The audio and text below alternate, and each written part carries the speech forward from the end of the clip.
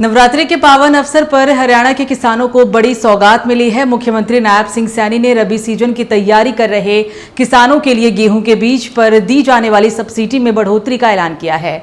अब किसान पहले से अधिक सब्सिडी पर प्रमाणित बीज प्राप्त कर सकेंगे। सरकार के इस फैसले से किसानों को न केवल आर्थिक राहत मिलेगी बल्कि उत्पादन और फसल की गुणवत्ता में भी सुधार होगा। देखिए ये खास रिपोर्ट। नवरात्रि का शुभ अवसर और किसानों के चेहरे पर खुशियों की रोशनी। हरियाणा सरकार ने किसानों को दे दिया है एक अनमोल तोहफा।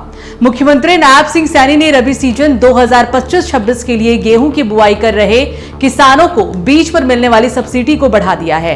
अब किसानों को गेहूं के प्रमाणित बीज पर प्रति क्विंटल 1000 रुपए के बजाय 1075 रुपए की सब्सिडी मिलेगी। ये घोषणा हरियाणा सरकार के द्वारा किसानों की आय बढ़ाने और कृषि उत्पादन को बढ़ावा देने की दिशा में उठाया गया एक अहम कदम है।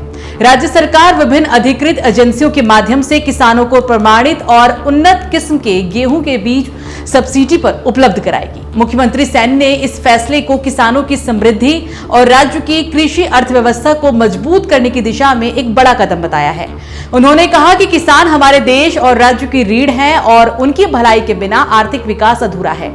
इस दौरान सीएम सैनी ने कहा कि हरियाणा सरकार लगातार किसानों को समय पर बुआई, उच्च गुणवत्ता वाली फसल और उन्नत किस्मों के बीज उपलब्ध कराने पर जोर दे रही है। ये सब्सिडी किसानों को प्रमाणित बीज खरीदने के लिए प्रोत्साहित करेगी, जिससे फसल की उपज और गुणवत्ता दोनों में ही सुधार होगा। इस फैसले से लाखों किसानों को लाभ पहुंचेगा, खासकर उन किसानों को जो सीमित संसाधनों के बावजूद खेती को अपना जीवन बना चुके हैं। सरकार का दावा है कि समय पर बीज की उपलब्धता, बेहतर दाम और तकनीकी सहायता के साथ किसान कृषि के क्षेत्र में और प्रगति करेगा।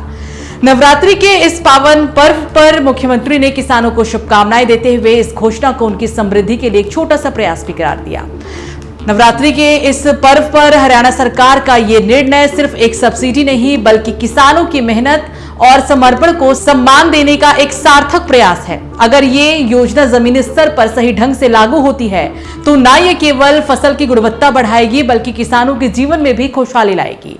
उम्मीद है कि ऐसे फैसले कृषि को आत्मनिर्भर और किसान को सशक्त बनाने की दिशा में मील का पत्थर साबित होंगे।